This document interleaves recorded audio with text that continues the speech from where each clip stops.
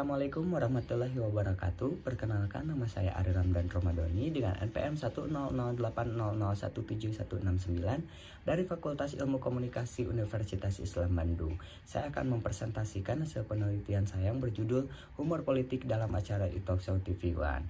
Untuk konteks penelitian di sini, eTalkshow merupakan program acara yang meliputi kehidupan bintang tamunya dan selalu diselingi dengan humor, termasuk humor politik. Setiap episodenya selalu muncul adegan ataupun pesan tersirat yang menunjukkan humor politik di dalamnya, di mana selalu ada makna mendalam dari setiap adegan maupun kata-kata yang dikeluarkan. Untuk fokus penelitian di sini, bagaimana humor politik dalam acara eTalkshow? Pertanyaan penelitian di sini, yang pertama, bagaimana tanda denotasi humor politik dalam acara eTalkshow? Kemudian ada juga bagaimana tanda konotasi humor politik dalam acara eTalkshow, dan kemudian ada bagaimana tanda mitos humor politik dalam acara eTalkshow. Untuk rangka pemikiran di sini, peneliti menggunakan analisis semiotika Roland Barthes yang terdapat 3 bagian, yaitu denotasi, konotasi, dan juga mitos. Kemudian ketiganya diambil dari program acara eTalkshow yang mengandung humor politik di dalamnya. Kemudian peneliti melihat tanda konotasi humor politik, tanda denotasi humor politik, dan tanda mitos humor politik. Untuk metode penelitian di sini, teknik penelitian yang digunakan adalah penelitian kualitatif yang kemudian dianalisis menggunakan analisis semiotika Roland Barthes. Untuk subjek penelitian di sini ada host, konsultan host, dan juga bintang tamu.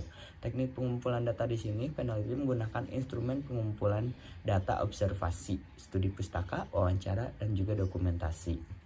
Untuk uji keabsahan data, peneliti menggunakan triangulasi peneliti dengan narasumber yaitu Bapak Ferry selaku Dekan Fakultas Ilmu Komunikasi. Untuk pembahasan di sini, yang pertama denotasi. Denotasi yang pertama itu, oh iya dong, kita harus bangga dapat meja dan kursi orang lain pada rebutan buat dapetin meja dan kursi.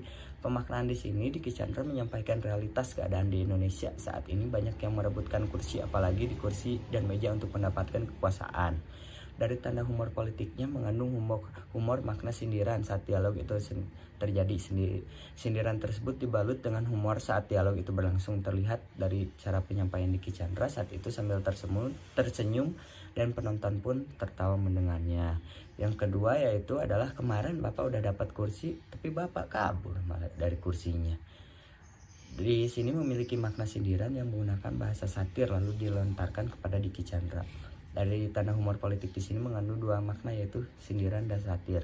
Sindiran yang dilontarkan oleh Gracia Indri tersebut pun mengarah kepada pemerintahan yang sering lepas tanggung jawab atau melarikan diri setelah mendapat jabatan yang diinginkan. Kemudian ada juga tanda konotasi. Tanda konotasi di sini yang pertama adalah bersih-bersih. Bersih-bersih di sini memiliki makna kias di dalamnya karena dalam satu percakapan tersebut pun Bapak Erick Thohir menjelaskan bahwa bersih-bersih di sini merupakan komitmen transformasi karena beberapa BUMN menurut Erick Thohir masih banyak yang kurang transparansi terkait dividen untuk negara yang diberikan BUMN tersebut. Dari segi humor politiknya sendiri mengandung makna humor karena ketika penyampaian pertanyaannya yang dilakukan oleh Diki Chandra dibawakan dengan happy dan penonton pun ikut tertawa. Kemudian yang kedua di sini ada aduh, salah dulu saya malah main gundu. Makna konotasi yang terkandung di sini adalah sangat menguntungkan jika berteman dengan Bapak Erick Thohir karena bisa menjadi menteri. Yang kedua, tersirat sindiran bahwa pemerintahan sekarang bukan hanya potensi yang menjadi tolak ukur akan tetapi pertemanan pun bisa menjadi perbandingan atas hal tersebut. Yang terakhir adalah mitos.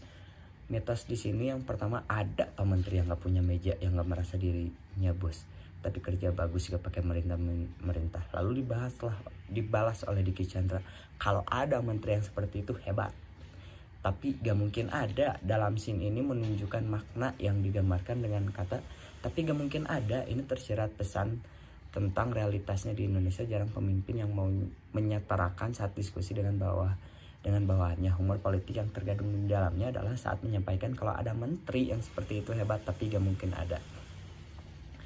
Kemudian yang kedua adalah adakah target pahala yang lebih tinggi terkait politik itu? Makna dari pahala itu sendiri memperlihatkan humor politik di dalamnya adalah sindiran karena masih banyak pemimpin sekarang terlihat hanya haus kekuasaan.